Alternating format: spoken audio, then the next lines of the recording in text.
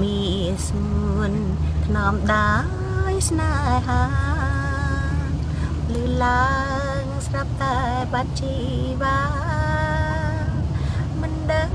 เรียมระเกนาเตពីរស់ដែរទេបងប្អូននេះគឺជាអ្នកនាងសុកស្រីមុំអ្នកនាងសម្ដែងកុននៅក្នុងប្រទេសកម្ពុជាយើងនេះឆ្នាំ1988ជាងរហូតដល់ឆ្នាំ90ជាមួយនឹងតារាសម្ដែងជើងចាស់នានាដូចជាលោកទេពរិន្ដារ៉ូអ្នកនាងអំពូទេវីលោកយុទ្ធរាឆានីអ្នកនាងច័ន្ទតារាទីអ្នកនាងហុកលក្ខណាជាដើម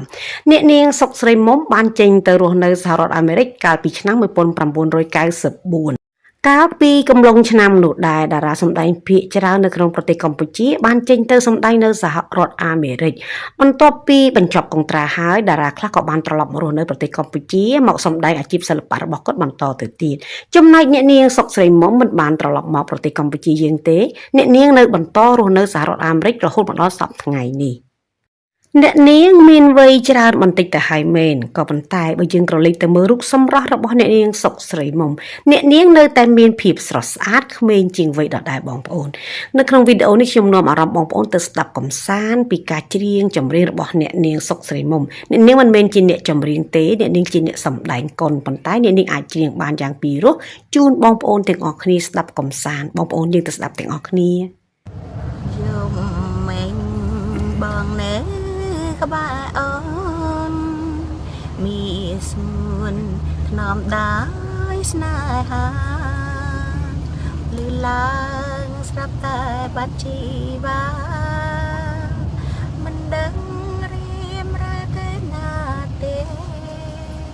បងអើយដាច់ចិនចោលអូនមានសួនខឹងអូនរឿងអ្វី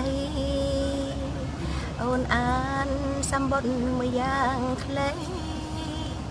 ដាក់ថាលាស្រីរហូតហើយបងអើយ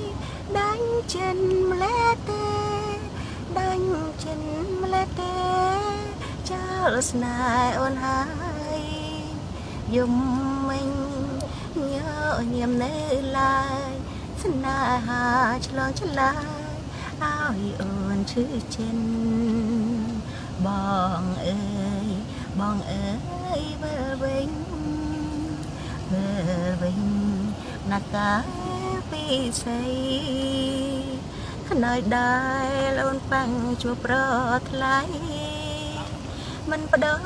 ទេសៃមចាក់នេះទេ